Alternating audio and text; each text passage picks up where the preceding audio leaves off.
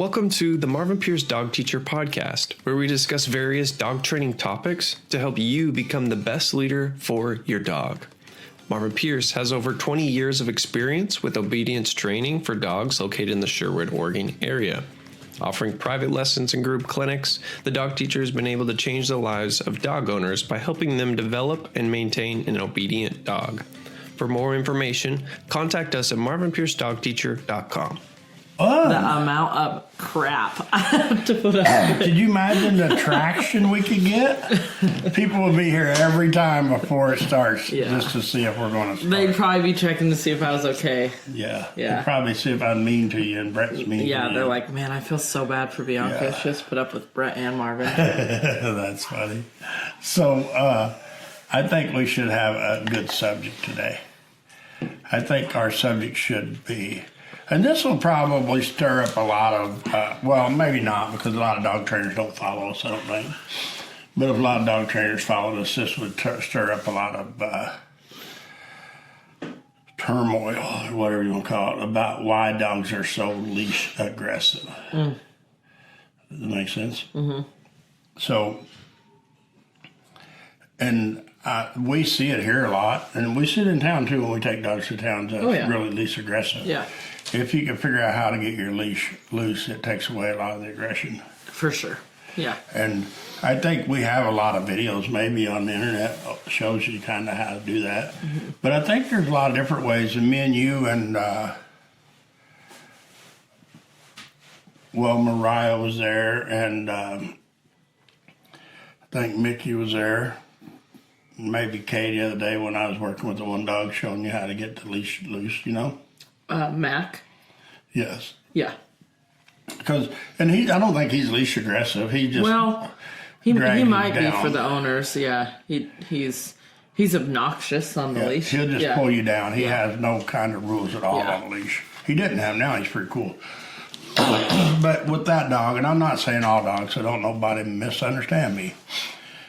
But with that dog, I could have probably went to town with him the day we had him and walked him, and he would have probably been pretty cool. But the only reason he would have been pretty cool is because I would not have tried to restrain him by my leg. I would let him walk out there, and I would have turned him, and I'd have used a pinch collar or prong collars or whatever, e-collars. You call it getting the dog hooked up with you. Yeah, just to get him to back off the end of that collar or into that leash. And I think that's what people don't do. And me and you were talking about it with, I don't even think it was him. It was that Weimaraner. Is that right, dog? That wouldn't give up on the leash and heel? Yeah. Yeah. And it's just stuff like that. And like you're really good about changing it up, you know? And me too, but once in a while I even get kind of frustrated in the moment like I tried to do with Mac. Until I'm like, no, I can't do this. I got to go back to the way I did it before. Right. And that's the thing. When it's not working. Yeah, and that's the thing with you. And I think that's the thing a lot of times people don't understand. It's not a cut and dry, this is the way I do it.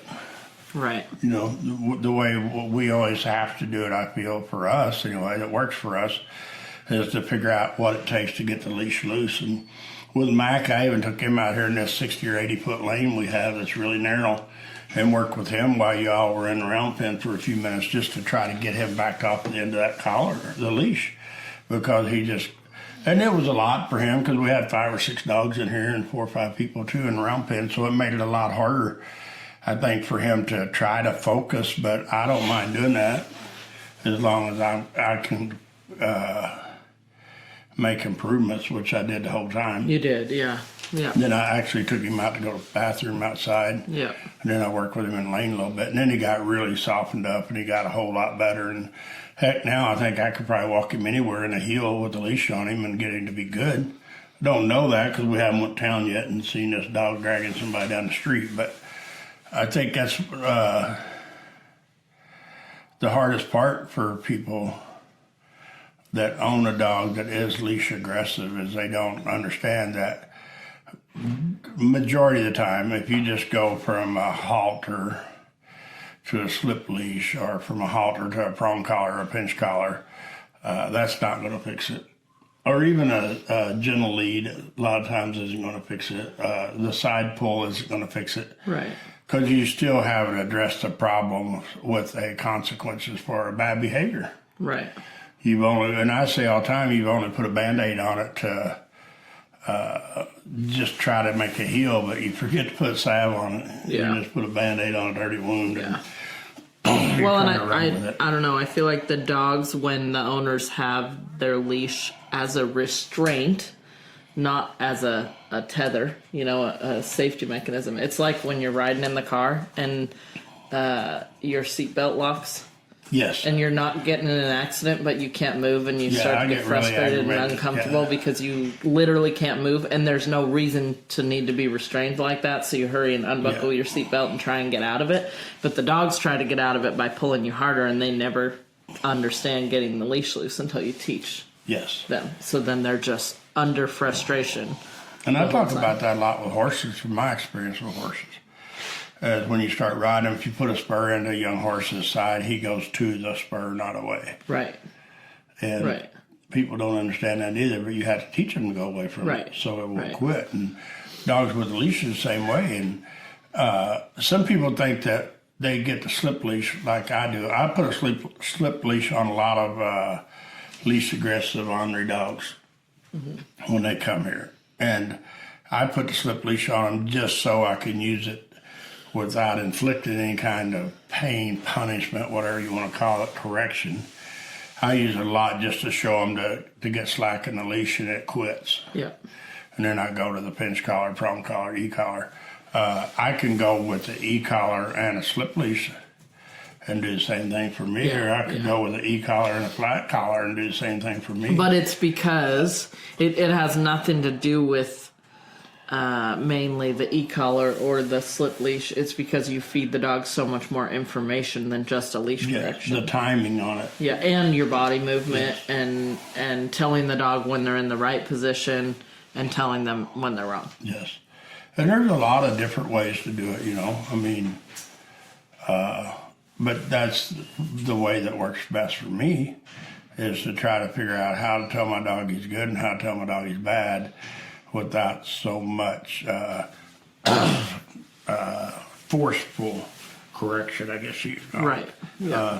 And it depends on the dog, too. I mean, some dogs give by the time we go from the front of the barn to the back of the barn. Right, yeah. Other dogs are 2 or 3 days later, and they're still trying to struggle with it. And I think a lot of times it's the age of the dog. For sure. How long they've been pulling people around. How long they've been dragging people down the mountain and up the mountain. It makes a lot of difference to them. So, Brett, do we got any questions? We don't. Not right now. Is there anybody on here? There's about 3 people online. Cool.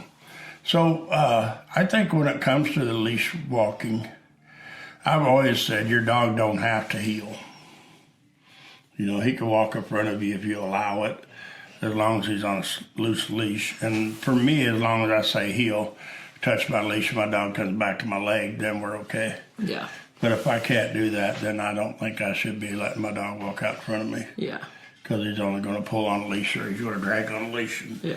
It's kind of the same thing with a recall, If I can't get a recall in my round pen, I'm not going to the beach. No, yeah. And just because I have a recall with a dog in a round pen, or you have a recall with a dog in a round pen, don't mean the owner does. Right. Until they've kind of earned that leadership role, or whatever you want to call it. Right. Hold the dog accountable themselves, yeah. And in the right way, Yeah. Some people try to, I feel, do it in the wrong situation, and we get people quite often that says, "Oh, my dog walks really good on a leash as long as I don't go outside, or as long as I am outside and not in the house."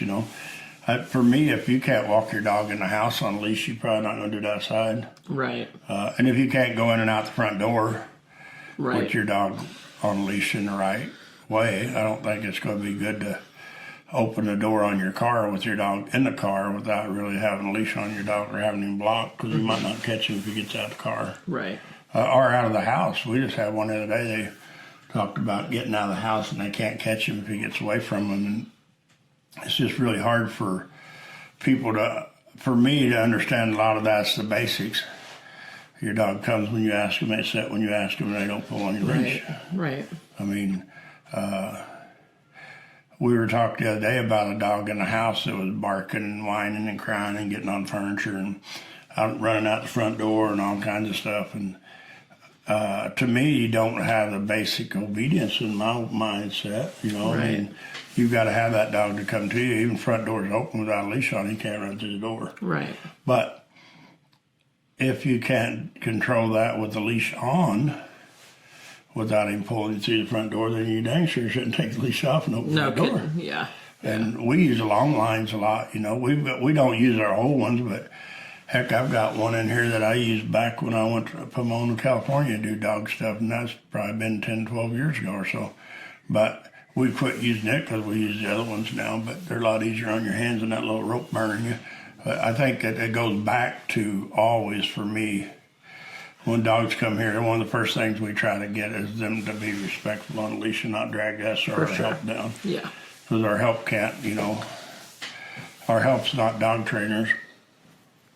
So the girls in the kennels, so we can't let them or expect them to get a 100-pound dog out of the kennel that's going to drag them down on a leash.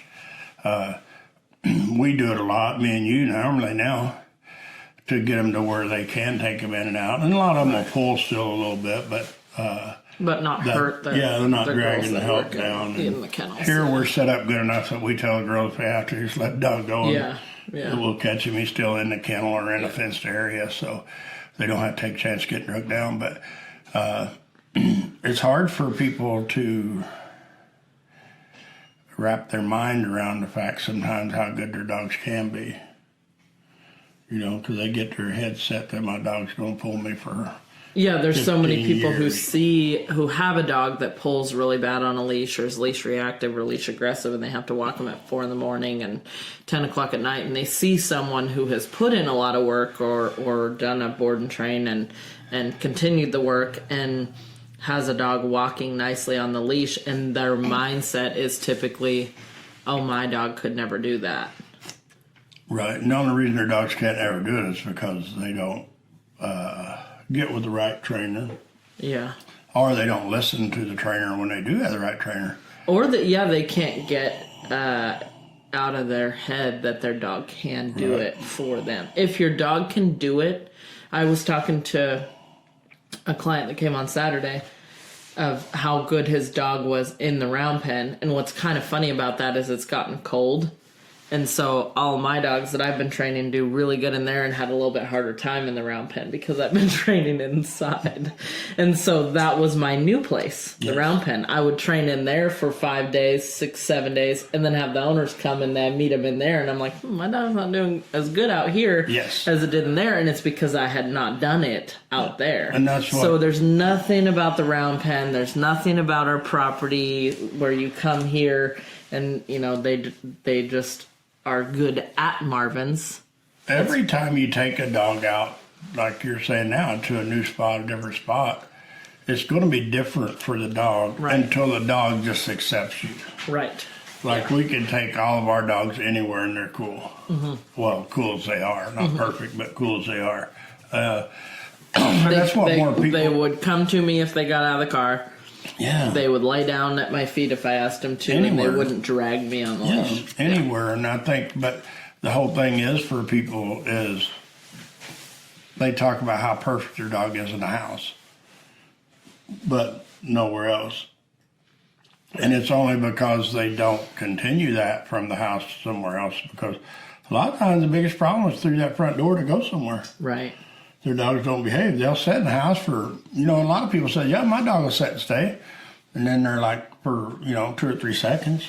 Right. Instead of for 2 or 3 hours or whatever the case may be, And that's the hardest thing about training the dogs is for people who work and, I don't know.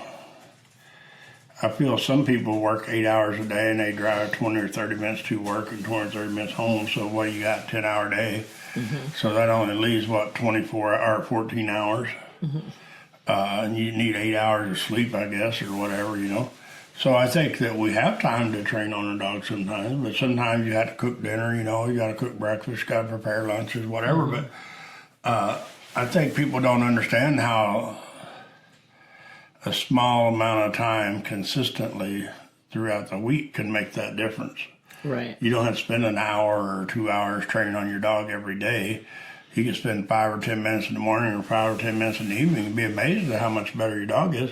If you're winning and if you're training your dog in the house to be good on a leash, and you're really making headway, then you can't let them drag you through the front door or the back door and then think, well, I really made progress today, because you didn't really. You're better off to just fight at the door and win at the door. Right.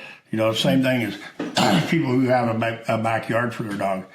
They get in this habit of maybe not walking their dogs in public because they're not very nice. The dogs are kind of ornery. So they just open the back door and let them run. And then they go out the back door and chase them for 30 minutes to catch them. Or they bribe them with a treat, to come back in the house so they can shut the door. You're not winning. So when it comes to that kind of things, even putting a long line on it, and setting a long line in your sliding glass door in the back, going out in the backyard, that's not winning either, You've got to figure out how to get that dog responsive on a leash, I feel. And then you could go to the e-collar, and get them responsive with the leash with the e-collar. Like I said, some dogs here, I put the e-collar on them and the pinch collar on them or the slip leash on them all at the same time and go with it. Some dogs I don't. It kind of depends on the dog. And sometimes just what I've got laying right there whenever I decide to get the dog out of the kennel. Sometimes I just put my slip leash on them, go ahead and go train on them. And I'll train on them while I'm walking around in the barn looking for my pinch collar. Right, me too, my e-collar and stuff like that and not get aggravated at them, But it's helping them be better. It's helping them get them prepared for the next 5 or 10 minutes in their training. But I think as you've learned, your attitude makes a huge difference. Oh, yeah. You look at how good you are now with dogs compared to a year or two ago. Now if things aren't going right, you're looking for a way to make them go right, not be so aggravated because they're not going so right. And I think that makes a lot of difference with a lot of people. And a lot of people, I tell them they're just not, maybe that's not their thing to train their own dog. Maybe their thing is to have board and train with us, and us train their dog, and then us teach them how to work with their dog. Right. And I think that's the hardest thing. Sometimes people come here and they're like, I want to do it myself. And it's like, you spent 2 or 3 years getting him this bad or whatever you want to call it, and now you work 8 or 10 or 12 hours a day, and you come home and you're not in the best moods to train on your dog. And so it just kind of sometimes snowballs from there the wrong way rather than having somebody else do it. Me, I would never send my dog to a trainer and have them to train him for 2 or 3 weeks or a month and send him home without teaching me what they taught the dog and how to get that to work, And now we have more videos. We need to make some more, but on dogs that go home, what they learn from us and how the people can continue that, It's not a video on how to train your dog, it's how to keep up with what we've taught your dog. So, Brett, you got anything? Yeah, Debbie Sheen said, is there any way to lessen my GSD's strong prey instincts? Is it what now? Is there any way to lessen my GSD's strong prey instincts? Boy, it depends if you've trained it that way. We've had a dog that was trained with ball and tug ropes and different things over the years, and they always get one of those anytime they're trying to be good or bad, And so I think we'd need a little bit more information on exactly what you mean, how old is a dog and stuff like that. But it's, I think it's Annie. Debbie Sheen. Oh, so it is Annie? Maybe I'm wrong, but I think that's Annie. Debbie Sheen. She's got a picture of a profile picture of like a flower. So a what? A profile picture of a flower. Maybe that's not right. But it always ever who it is. It goes I think back. it's Annie. Huh? I think that's Annie. It goes back to the owner being able to control their dogs in any situation. A lot of times that's what happens when the dogs come here is the people's dog sees a cat or a squirrel or a bird or a deer or a cow or a goat then a dog can't hear no more. And for me, that's a lack of, I won't always say it's a lack of training, because a lot of times dogs is trained to know better than that. The handler, the owner is not trained enough to hold the dog to that high of a standard. It's just, me, whenever a dog's at a dead run after a chicken, you should be able to stop that dog. And you can all your dogs now, right? Oh, yeah. So it doesn't matter what they're chasing. And I think that's the thing that people don't do, is either their dog isn't trained, which if Annie that we know, she's trained enough to do it. It might take a couple days to get her back in line as far as listening to everything. But if not, then it depends upon what we're talking about. And is the dog trained? Or has the dog only been trained to have a high drive? We had a dog here recently that was only trained to... Yeah, this dog hasn't. Just lose it, over a toy. Yeah, it's a lot harder if you've really, really taught drive. Debbie said 5 years old, previous owners enhanced the prey instinct. Yeah, it's really hard to get it out of them if you're not really familiar with how to get them out of it. And we've done it before, and I mean, sometimes it depends on how well the dog's trained, Some of these dogs are like police dogs and stuff are really trained, and drug dogs and stuff, and protection dogs are really trained to have a high drive to do something so they can get this toy or ball or tug rope. Or I mean, I seen one recently where the guy really plays tug hard with the dog once it found something. So if and you have one of those dogs that you inherited or adopted or something that was trained to be that, it's really hard for that person to get it out of it. Now, for me, I taught a dog here, I don't know how many years ago. Actually, the person told me I could never get their dog to give me a ball or a tug that it had. And I'd worked with the dog a little bit, never had it here for boarding training. I just worked with it in some lessons and stuff. And it took me like 3 or 4 minutes to get it to drop the rope and the tug rope and walk off and leave it. And they were pretty traumatized. The owners was, because they just said it wasn't possible, and the dog did it. But the only reason the dog did it was because of what little training I'd done with the dog. It was black and white, and I never trained on the dog to take the tug and fight and pull and with it. So it was really easy for me to do it, and it was really easy for the dog to do it too. And it didn't change the dog's mindset and what he did, So I think that's the hardest thing. And if you're here local, I mean, you could always get a hold of us and set up a consultation with us, come in, and we can meet you and the dog and try to see if we can figure out a way to help you.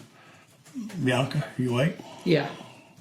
I got a couple of things for you if you want to talk about. It's Sunday today, so we'll get this out this week. And then you have a couple things coming up this week you want to talk about. You have a group walk, you have an obedience clinic. Do you want to talk about any of those things? Yeah. We have an obedience clinic Wednesday. Let me see. Is it full yet? Let me look.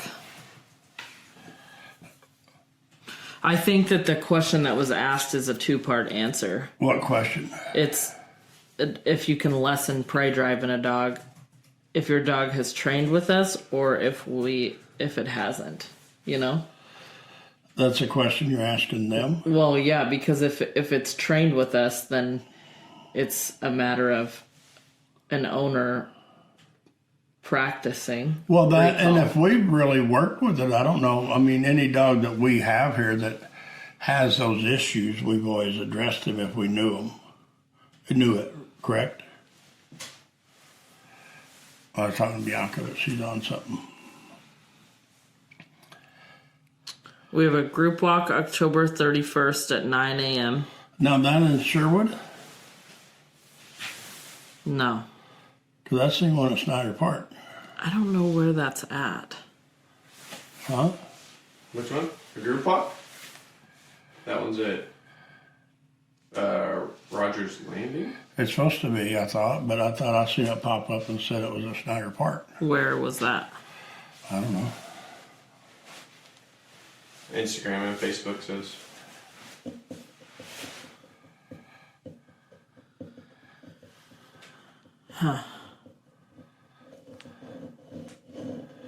Yeah, because mine shows Snyder Park. Someone else asked that too, but I don't see that.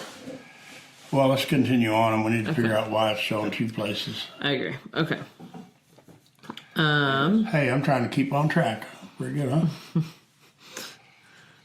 Then we have an obedience clinic that is 2,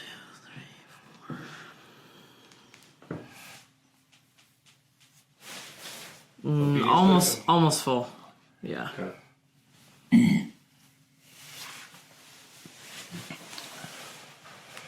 So, what else did you ask, Brett? Just what was going on, what's coming up this week, what we have going on, any updates specifically with your business. Dogs up for adoption. Oh, we have several dogs.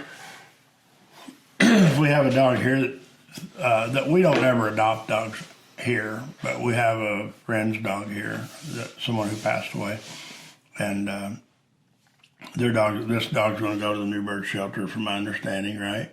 Yeah, they're boarding the dog here right now, and then they just have it here so we can try to find it a home. And I wanted to bring the dog here because I knew the owner. And we're training on it. Yeah, so we're just working with it because it's a friend super of mine. nice King Corso Lab female. Is that what it is? Mm-hmm. Yeah, she's and cool. She was a single guy, an older gentleman owned her, and he lived in I'm assuming, an apartment. And she's just a nice dog, and so if somebody needs her, she's black. I think got a little bit of white on her, and then we've got white dog here from the shelter. What's her name? Amelia. Huh? Is it Amelia? Yeah, Amelia. She's here from the shelter for adoption right now. And is that the only dogs we have here? That's what I thought. Seems like we had another one, but I thought there was only 2. yeah. Well, we had Yoshi from the Newburgh Animal Shelter, but he's back down there now. Who's Yoshi? The one black dog. Dozer. One not left, yeah. Yeah. So, anything else, Brett? So, I think that one of the things that's really fun for people, if they can learn how to do it, if they can do it, is if you have your dog controlled where you can always recall it, is to find places to take them so you can take them off leash and let them play, and find people that have dogs that are good that you can meet together and let your dogs play, and try to keep some of the dogs out of dog parks, because there's so many dogs get in trouble at dog parks, and I know there are dogs who don't, For sure. We've seen them at Sherwood a lot at the dog park, and all the times I've been by there at Snyder Park, I've never seen dogs in fights. No. But I don't go down there and watch them. But we also do see fights at dog parks pretty often. Yeah, so Brett, you got anything we should add now? Yeah, where might be a good place for people to take their dogs? The only place I know legally you can take them is the coast, I guess, the beach, or the Shampooey has an off-leash place, Yeah, you just have to be careful with all those places, because some people really get butt hurt if you don't let your dog say hi to their dog, and we ran into that at the beach, and I don't know, down the river a time or two, and the people at the river, though, that we ran into, they never got an attitude with us over that. At Rogers Landing. Yeah, they're all super They kind of quiet. understood, The guy at the coast, he just, I don't know, he needed to go get help, mental help or something, I think.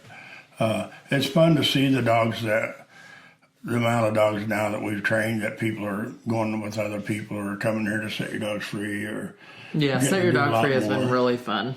People talk the other day about being able to take their dogs camping with them now, and if your dog goes through a board and training program here, they sure should be able to go camping. For sure. It's just a matter of what can you do. When you go camping, you can't let your dog lay out there by your feet. Even on a leash, if you have other dogs in the campgrounds that are turds and are going to come and attack your dog. Yeah. I mean, that's to me, it's real. It's really just about protecting your dog. So anytime you get in those situations, I mean, you should always have your dog crate trained, which they've been here, they should be crate trained. But if you go camping with your dog, you should always have a crate. And if you have people that show up in the campground and they've got dogs that just aren't good, or they won't keep them away from your dog, just put your dog in a crate, and then deal with the other dogs or the people or whatever you choose to do, But you should always have your dog set up in a situation to where you can control it and keep it safe, and don't feel bad about putting your dog in a crate. I mean, your dog would rather be in a crate with you than home in a crate or home loose. They always like to be with you, and that's I told Bianca. I almost felt bad I didn't take Bear on my trip with me because he could have had a lot of fun, but he would have had to lay around in the trailer a lot in the motorhome. But I didn't drive home, so I flew. So it would have been a lot of work to get him back home, and he had fun here. He just pouted a little bit. So, Bianca, you got anything you want to add? I don't think so. I'll follow up on Brett? it. Nikki said we're taking Blue to the beach for the first time since Marvin Pierce dog teacher and when he bit. Well, tell him we said bye or hi. No, he'll come back.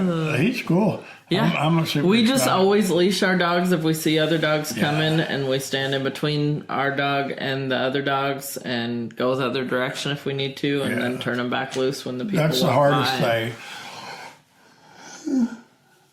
Hardest thing for people to understand is every dog doesn't want to say hi to every dog. Right. And same as people. I don't want dogs I don't know saying hi to my dogs. Yeah, I don't want a lot of dogs I know saying hi to my true. dog. So, and people the same way. I don't go run down the beach and say hi to everybody walking down the beach. Yeah. And get up in their face and try to hug on them and stuff like the people's dogs do. So I think it's a matter of always when your dog's at the beach. For me, if my dog's loose, running loose, like Bianca said, if I see any dog, I'm going to call my dog to me and put him on a leash until that dog's gone. Whether that dog's on leash or off leash, I still call my dog and put him on leash. Yeah. So, Bianca, you want to add? No. It's very unusual. Brett? I could add something if you want. I got questions. Well, from people or you? Well, just things you could do through the winter. You were talking about treadmills. Yeah, exercise your dogs, in the wintertime, and I don't think that's something people should slack off of with their dog as much as they do themselves, It's hard for me when people do slack off on exercising their dogs in the winter because I feel like the dogs have more energy. Yeah, because they're just when it's cooler cool out, when it's chilling, hot out, they don't want to run as much as right now when it's cold out. Those dogs are romping when we take them out. And we see that all the time, when we take them out in the summer when it's 90 degrees, They're 10 done. minutes, they're ready to go back it's to bed. hot, let's go lay down. Yeah. I'm the same way. I've been hiking all over the place now that it's cool down. It's a lot nicer weather to be outside roaming around, and so I think that is a big treadmill is great. You can recall them in the house and take them on a short walk, but you got to do something to get them exercise and not just turn them out in the backyard for a quick. Or take them for a 2-block walk, romp and some people walk their dog. I walk my dog 2 blocks. I walk my dog 10 minutes this One morning, time 10 a day. minutes at night, and it's like, oh crap, that's not very much, And depending on the dog too, some dogs need a lot more than that. Yes, and some older dogs, you get 10, 12, 14-year-old dogs, they may not need near as much they might as, just as go a up young a couple dog. blocks and be ready to go home. But a lot of times these young pups, they don't need a whole lot. They just need it numerous amounts of multiple times a day. You could need to think about doing a little bit more. And a lot of these pups, before you go to bed, take them out and exercise them or put them on a treadmill for a while or whatever. And in the middle of the night, they wake up bawling, whining, or barking. You should do the same, take them potty and exercise them. But most people don't want to get up at 2 o'clock in the morning and go walking their dog for 20 minutes. So Right. if you have a spot where they go potty, just take them out to go potty. And if you have a treadmill, put them on a treadmill. Or if they're well enough mannered in the house, you could just play a little bit of ball with them in the house, or a little bit of fetch or something to get them some exercise. And it don't take a lot of time. Our rule of It's thumb is consistent. that if you can't get them to just quit playing ball, you shouldn't really be playing ball in the house. And they shouldn't just be running in the house because they want to run around and follow you to the bathroom. And they to get the kitchen ball, and- they come back. They get the ball, they come back. It doesn't become a And in the china shop situation. we was talking to some people out here the other day in the round pen about dogs, keeping them out of the kitchen, and I was telling the guy that I've had people to do it, just put down that blue tape, that Painter's tape. painter's tape across there, and just teach them not to cross the line. And you were telling someone it's not about running your dog out of the kitchen every time they come in; it's to not let them in the kitchen. Right, yeah, because That's so many the thing. people can teach their dogs something like out of the kitchen means get out of the kitchen, but it doesn't teach the dog. What you're teaching the dog is you can enter the kitchen, but if I ask you to leave, you have to leave. And most people, what they don't know they can get is to teach the dog not to enter the kitchen in the first place and make that a boundary that they're not supposed to cross. And then people that have the open floor space, where they don't really have doors, you can still do that, You can. I done a lesson with somebody years ago, and I just showed them, I just took 2 leashes and laid them on the floor and taught their dog not to go across it into the kitchen. Yeah, I've done that too. So any kind of barrier just to teach that dog that they can't cross into that area. And it don't take them very long to figure it out, but it takes them a long time to figure it out if you keep letting them in the kitchen and keep running them out. All you're teaching them is leave on command. You're not teaching them to stay out. Oh, Brett, you got anything else? No, that's it. All right, well, we're going to bail off here, Bianca, if you don't have nothing. No, I'm good. All right, we're going to jump off here and go do something. I don't know. So y'all have a great day, and thanks for joining us. Thanks for listening to the Marvin Pierce Dog Teacher Podcast. If you found this information helpful, we suggest following even more of our dog training tips and resources on YouTube, TikTok, Instagram, and Facebook. Just search Marvin Pierce Dog Teacher.